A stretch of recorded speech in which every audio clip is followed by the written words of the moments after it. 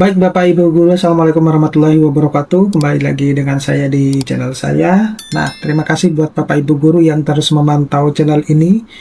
Ini informasi yang akan saya berikan itu pada akhirnya terjawab sudah ya, terkait dengan pencairan tunjangan sertifikasi guru triwulan keempat yang hanya terbayarkan 2 bulan, yang memang belakangan ini rame dibicarakan oleh teman-teman guru melalui grup maupun di komentar YouTube ya. Kenapa tunjangan triwulan untuk yang keempat itu justru hanya cair 2 bulan ya, karena banyak guru-guru yang mengalami hal tersebut. Tapi ada juga guru-guru yang lengkap ya triwulannya, yaitu langsung 3 bulan sekaligus. Nah, termasuk ini informasi terkait dengan perkembangan pencairan tunjangan profesi guru tambahan 100% dalam THR dan gaji ke-13.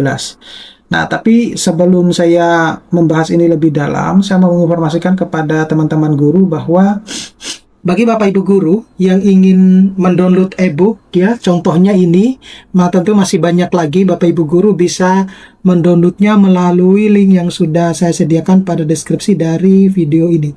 Nah, Bapak Ibu guru kalau sudah mendownloadnya, diharapkan untuk menyimpan linknya, karena update-update terkait dengan buku guru maupun buku siswa mulai dari SD sampai SMA maupun yang sederajat ya, termasuk madrasah, kemudian buku-buku PAUD, cerita dongeng, dan modul PPG dan lain sebagainya, itu akan terus diupdate oleh tim ya.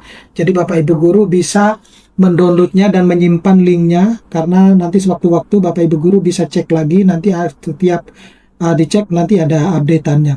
Nah, baik Bapak Ibu guru, jadi secara lengkap video ini itu menjawab 2 kebingungan besar guru terkait dengan tunjangan profesi guru di tahun 2025, khususnya kenapa TPG triwulan keempat itu yang cair itu hanya cuma 2 bulan. Nah, kemudian apakah ada yang cair 2 bulan itu sudah termasuk TPG 100% ya, misalnya tambahan 2 bulan gaji pokok, TPG maupun THR gitu ya. Nah, selain itu di akhir-akhir penjelasan ini penting untuk apa yang harus dilakukan ya, biar Bapak Ibu guru itu sisa tunjangan yang 1 bulannya itu bisa cair ya, termasuk yang cair kurang. Kalau rekeningnya juga bisa berubah, dan kalau ada data dapodik yang tidak sesuai seperti itu.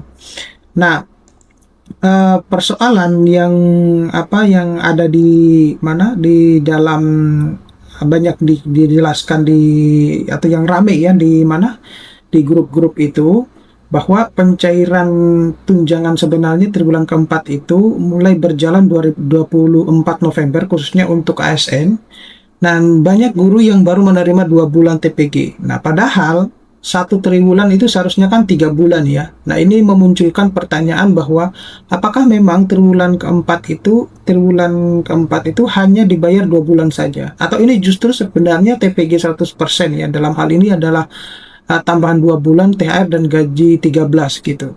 Nah, yang cair 2 bulan itu memang TPG triwulan 4 Bapak Ibu guru ya. Jadi bukan dana lain, bukan termasuk tambahan TPG 100% dalam THR dan gaji ke-13. Jadi 1 bulan sisanya itu tetap akan menjadi hak Bapak Ibu guru dan akan dibayarkan di kemudian. Nah, cuma itu belum ditentukan tanggal pastinya kapan akan dibayarkan. Nah, jadi kalau Bapak Ibu guru itu baru menerima 2 bulan, itu bukan berarti TPG triwulan 4 itu cuma 2 bulan ya, yang 1 bulannya itu lagi masih akan menyusul. Nah, pertanyaan besarnya adalah kenapa hanya cuma dibayarkan 1 bulan gitu ya. Nah, itu yang pertanyaan besarnya. Jadi perlu Bapak Ibu ketahui bahwa ada yang disebut dengan realokasi ya. Realokasi itu bahwasanya realokasi pagu itu alokasi anggaran yang sudah disediakan. Nah, kalau di dalam tahun anggaran yang sama itu masih memungkinkan, maka pemerintah itu akan melakukan realokasi pagu ya, yaitu menggeser atau menyesuaikan anggaran supaya 1 bulan TPG yang kurang itu bisa dibayarkan di tahun 2025 juga.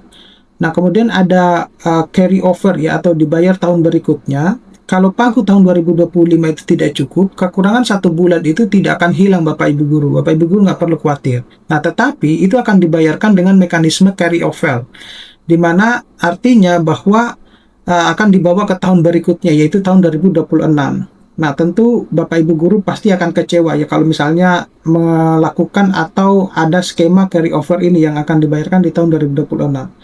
Nah, biasanya carry over itu dibayar di awal tahun, yaitu Januari atau Februari. Nah, itu berdasarkan pengalaman di tahun-tahun sebelumnya. Nah, intinya, kalau sekarang Bapak Ibu itu baru menerima 2 bulan, ya bukan 3 bulan, tapi tetap akan dibayarkan. Nah, hanya saja waktunya itu bisa saja masih tahun 2025 lewat realokasi pagu atau awal 2026 melalui mekanisme carry over.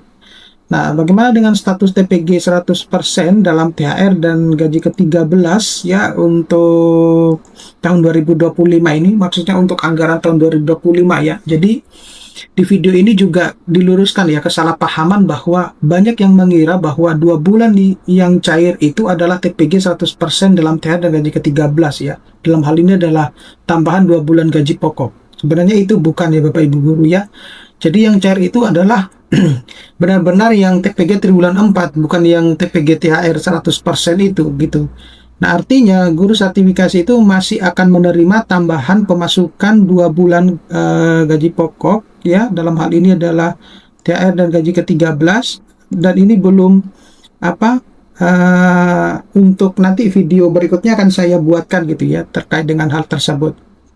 Nah, lalu seperti apa rencana ya pencairan untuk yang TPG tambahan 100% tersebut. Jadi TPG 100% itu tambahan 2 bulan gaji pokok diperkirakan cair bulan Desember Bapak Ibu guru. Alasannya karena mereka merujuk pada pola tahun sebelumnya, di mana pencairan itu mayoritas juga terjadi di sekitar Desember. Nah, jadi jika TPG triwulan 4 Bapak Ibu guru itu sudah lengkap 3 bulan, maka Bapak Ibu guru masih berpeluang menerima tambahan 2 bulan gaji pokok ya, dalam hal ini THR dan gaji ke-13 yang diperkirakan masuk bulan Desember.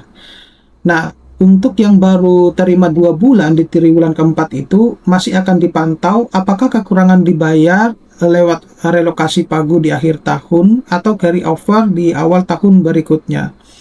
Nah, lalu apa sebenarnya yang harus dilakukan ya kalau nilai tunjangan ini kurang gitu. Nah, karena ya mungkin Bapak Ibu guru merasa ini ya kecewa gitu. Nah, jadi ada penjelasan dari Dirjen GTK ya. Intinya begini Bapak Ibu guru. Jadi seharusnya Bapak Ibu guru itu mendapatkan kan tiga kali gaji pokok ya. Misalnya 3 juta misalnya. Nah, kok hanya cuma mendapatkan 2 sekian misalnya gitu ya.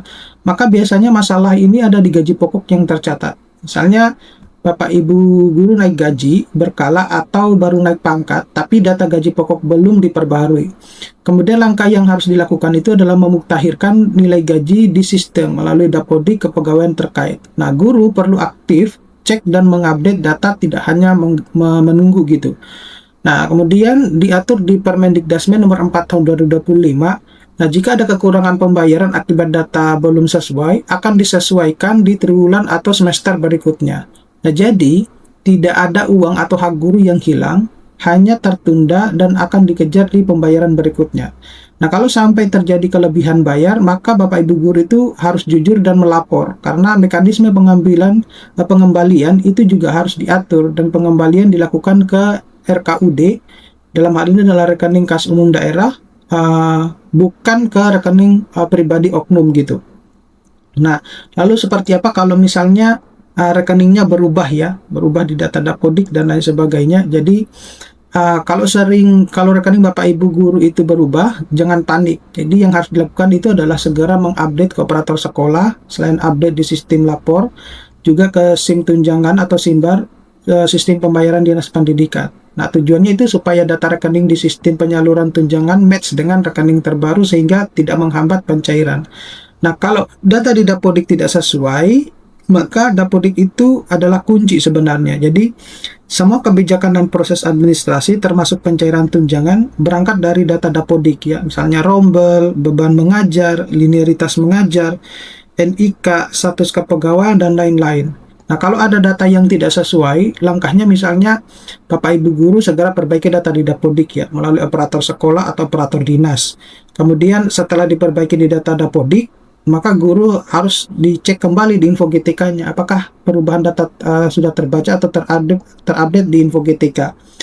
Nah, jika di info GTK itu sudah sesuai, maka biasanya masalah administrasi itu selesai dan proses pencairan tunjangan bisa berjalan normal. Nah, kalau ada kesalahan seperti rombel tidak sesuai, mengajar tidak linier, NIK belum padan, dan lain-lain, maka keterangan kesalahan itu akan muncul di info GTK. Karena itu diimbau bahwa guru harus rajin cek info GTK supaya tahu masalah apa yang harus bisa ditangani gitu. Ya, jadi itu saja Bapak Ibu Guru yang bisa saya sampaikan. Mudah-mudahan ini bisa bermanfaat. Nanti kita akan ketemu pada video-video berikutnya. Saya akhiri, Assalamualaikum warahmatullahi wabarakatuh.